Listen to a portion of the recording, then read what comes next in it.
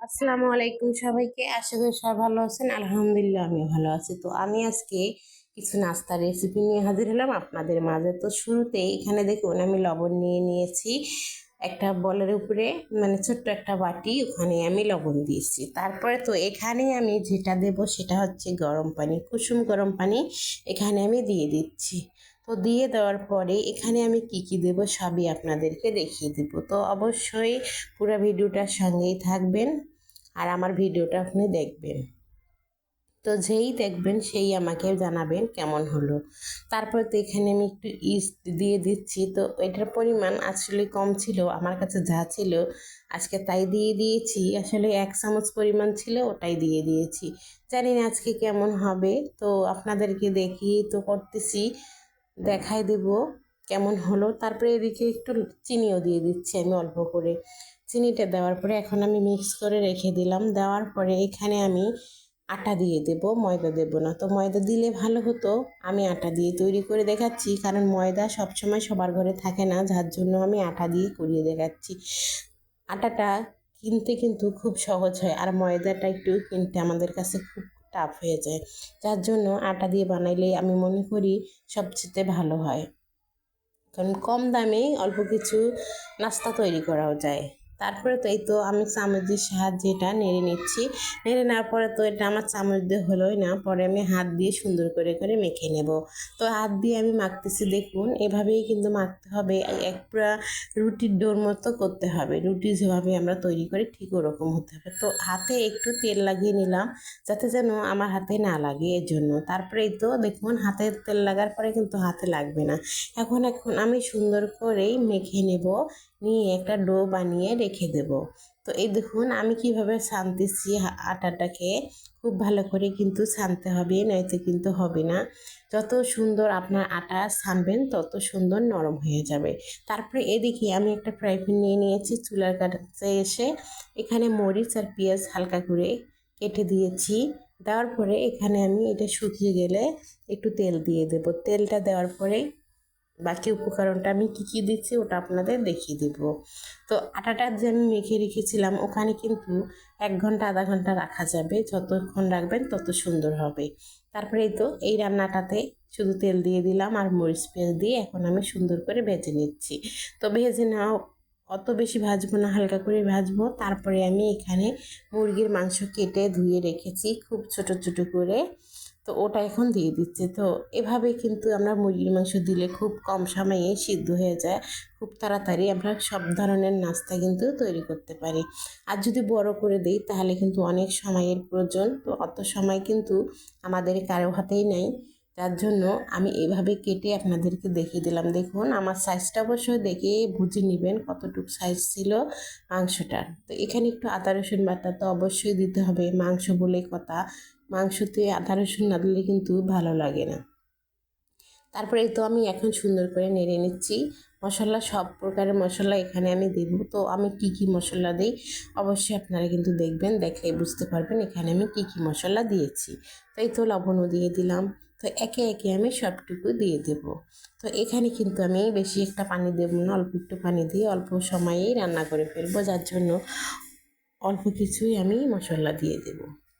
তো এই তো আমার একে একে মশলাগুলো সব কিছু দেওয়া হয়ে গেলে আমি কিভাবে রান্না করি অবশ্যই কিন্তু আপনারা দেখবেন, দেখলে বুঝতে পারবেন খুব সহজভাবে আমি রান্না করে ফেলতেছি।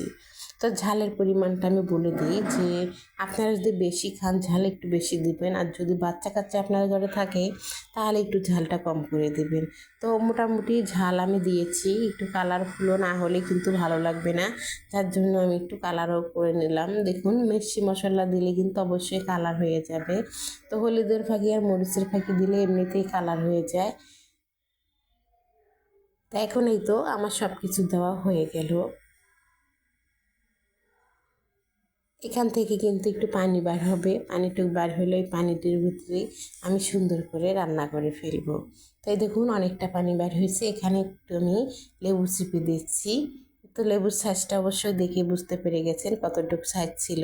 তো 1 চামচের মতোই হবে, বেশি হবে না এখানে রস। তো অতটুকু দিয়ে আমি এই তো সুন্দর করে মিক্স করে দিচ্ছি, পুরো তরকারিটাতে মিক্স হয়ে যাবে। হয়ে গেলে এখানে আমি আবারও একটু ধনিয়া আর জিরার গুঁড়া দিয়ে দেব। দিয়ে দেওয়ার পরেই আমি কিছুক্ষণ জাল করে নামিয়ে ফেলবো।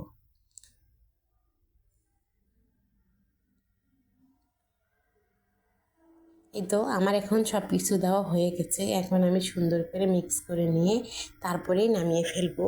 তো পুরো ভিডিওটার সঙ্গেই থাকবেন, এটা আমি আগে বলেছি, এখনও বললাম। আজকের ভিডিওটা আমার একটু লং হয়ে গেছে। এখন আমি এত লং ভিডিও করি না, তবু হয়ে যাচ্ছে, করার কিছুই নেই। তো এরকম নাস্তা বানালে কিন্তু একটু সময়ের অবশ্যই প্রয়োজন। এরকম সময় না হলে হবেও না। এই তো আটাটার কাছে এখন আমি চলে আসলাম, প্রায় আধা ঘন্টা পরে এসেছি। তো হাতে একটু তেল মাখিয়ে নিলাম, নিলে আটাটা ধরলে আমার হাতে লেগে যাবে না, এর জন্য আমি তেল লাগিয়েছি। তারপরে তো দেখেন, আর আপনারা পারলে ইচ্ছা করলে যে শুকনো আটার চিটা দিয়েও কিন্তু ধরতে পারেন। তা আমি ভাবলাম যে একটু তেল দিয়ে ধরি, ভালো হবে। তো এটা আপনাদের ব্যাপার, আপনার তেল দিয়ে ধরবেন না আটা দিয়ে ধরবেন, যেটা আপনাদের সুবিধা মনে হবে আপনার ওটা দিয়ে ধরবেন। তারপরে এই তো হয়ে গেছে। এখন আমি ছোট ছোট আকারের কয়েকটা বল করিয়ে নেব, দেখি কয়টা হয়। এখানে জয়টা হবে ঠিক কতটা বলে আমি করে ফেলবো। তো এই তো একটা একটা করে আমি করে দেখাচ্ছি, দেখুন এরকম সাইজ করে ফেলবো। আমার হাতে দেখে অবশ্যই বুঝতে পেরে গেছেন কতটুকু সাইজ হয়ে গেছে। তো এটা আমি আগেও দেখেছি, অনেকজনে তৈরি করেছে, আর আমিও তৈরি করেছিলাম, কিন্তু অত ভালো হয়নি। জানি না আজকে কেমন হবে, আপনাদেরকে কেমন করে দেখাতে পারবো।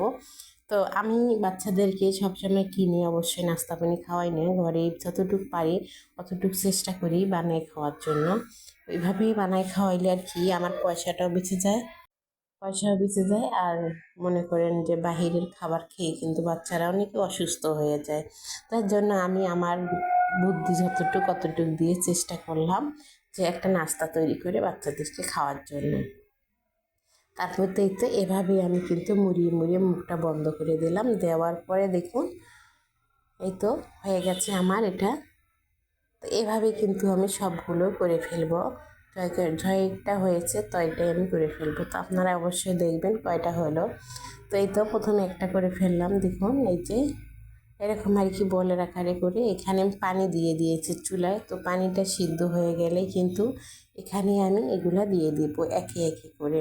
তো এই তো পানির বলক সুন্দরভাবে চলে আসছে। তো আমি এখানে দিয়ে দিচ্ছি, দেখুন। তো গরমের ভাপে কিন্তু এইটা আমি সিদ্ধ করে ফেলবো। তার হাত আমি দিতে পারতেছিলাম না, যার কারণে এভাবেই দিয়ে দিয়েছে। তো একে একে আমি সবগুলো এখন উঠিয়ে ফেলছি, 5 মিনিট পরে সিদ্ধ হয়ে গেছে। তো এভাবে কিন্তু কম সময়ে তেল মশলা ছাড়াও নাস্তা তৈরি করা যায়। তো এখানে একটু তিল দিয়ে দিচ্ছি আমি, সাদা তিল দিয়ে এখন আমি একে একে সবগুলো ভেজে নেব। এই যে দেখুন এরকম করে সবগুলো ভেজে নেব। নেওয়ার পরে খুব সুন্দর একটা কালার চলে আসবে। তো আমার কালারটা একটু সুন্দর আসতেছে না, যার কারণে আমার মনটা খুব খারাপ হয়ে গেছে। তো আপনাদের কাছে যদি এর সুন্দর কালার আসে অবশ্যই আমাকে কমেন্টে জানাবেন। আমারটা কেমন হলো ওটা দেখেও অবশ্যই কিন্তু জানাবেন কমেন্টে। তো আপনাদের কমেন্ট পড়লে আমার অবশ্যই ভালো লাগবে। তো একটু আগ্রহ আমার বাড়বে, নাস্তা তৈরি করার রেসিপিগুলোও পেয়ে যাব অনেকের কাছ থেকে, এবং সাজেশনও পেয়ে যাব। তো এই তো আমার হয়ে গেছে নাস্তাটা রেডি। আলহামদুলিল্লাহ, দেখতে অনেক সুন্দর হয়েছে, খেতেও আলহামদুলিল্লাহ ভালো হয়েছে। তো আল্লাহ হাফেজ, সবাইকে ভালো থাকবেন।